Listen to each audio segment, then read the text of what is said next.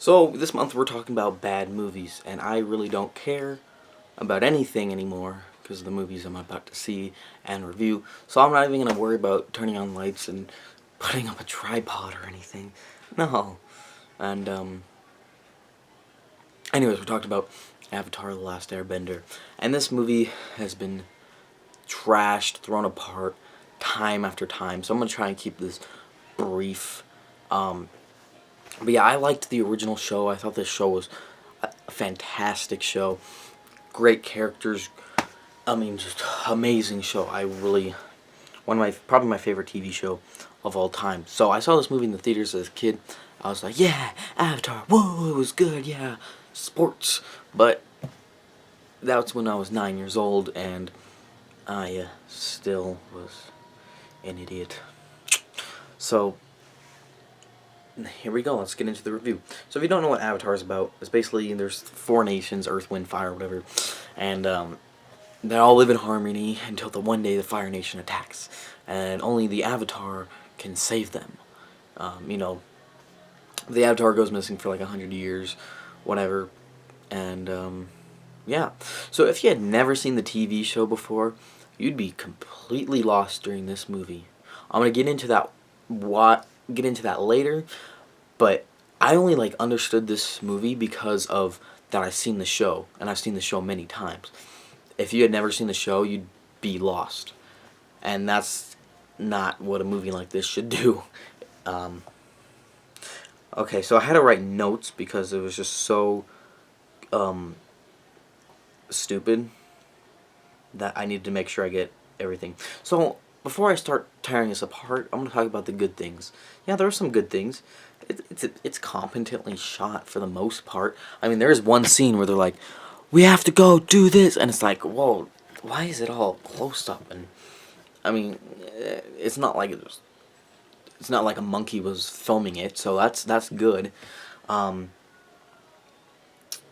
scenery is pretty decent actually. You know, there's some okay things to look at in the movie, and probably the best thing this movie does is it's fast. You watch it and it's over with. You're not. It doesn't feel like 3 hours for an hour and a half movie. It goes by fast. So it doesn't even though you're watching a bad movie, it doesn't feel like you're watching a bad movie. It's just like, oh, I just sat through a commercial. Whoa, an hour and a half went by.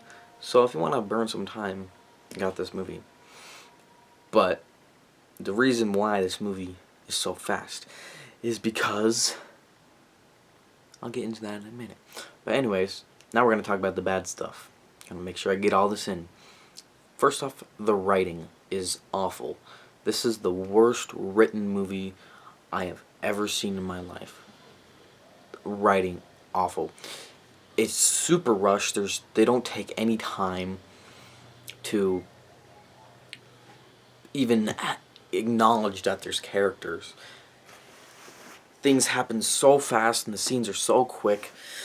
I blame it for 2 reasons, like just how they edited it and how they wrote it. They were just like, this happens and this happens and this happens. Do.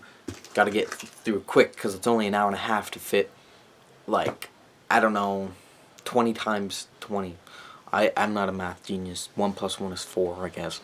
But a whole season in an hour and a half. This movie, if it was 3 hours long, I think it could have actually been decent. Like have the first hour of just setting up the characters, the whole part in the Southern Water Tribe in the first Air Temple. Basically, the first 4 episodes were the first hour. This movie could have been a lot better because you don't even know the characters at all. It's so rushed. It's so, I can't even explain how awkward it all feels of how fast it is. What is that note supposed to mean? Oh, there's zero chemistry between the characters. It's like they were filming in other rooms. It's like if you would have watched this movie, you would have no idea how close Aang and Katara, that's how you say their names, not Ong. You have no idea how close they actually are. in real life, in the show, as they are in the show. They just feel like acquaintances instead of like really good friends. And same thing with Sokka and pretty much everyone. No chemistry at all. And they glaze over important stuff, like stuff that would actually bring depth to the character and, you know, make the movie a lot better. But then they kind of glaze over that and then go into depth about things that don't really matter, like parts that was like, do we really need that in there? So yeah, like I said earlier, no time to know the characters, and things just happen in this movie. It's just like, this is how I feel like I'm pretty sure M. Night Shyamalan wrote it.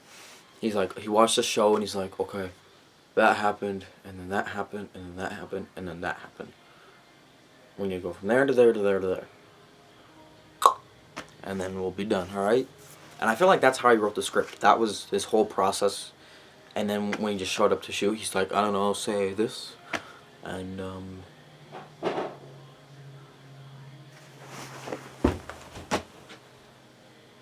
sorry.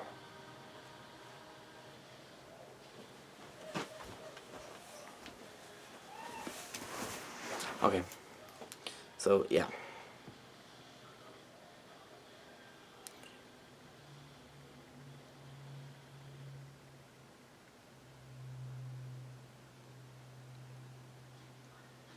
And so another big problem is there's no character. They're all the characters are just, they don't have anything to them. Like Sokka's just kind of a grumpy guy who just is like, eh. Katara's like a little girl that's like, wow. And Aang's just some like moody kid. Like that's the best I could describe them. But in the show, Sokka's this. I can explain him like, he's a tough guy, but he just likes to have fun. He feels like he has responsibility, to the, like, that his father, is giving his responsibility, but he has that in him, but he's just a funny guy who just wants to have fun, but he hates the Fire Nation.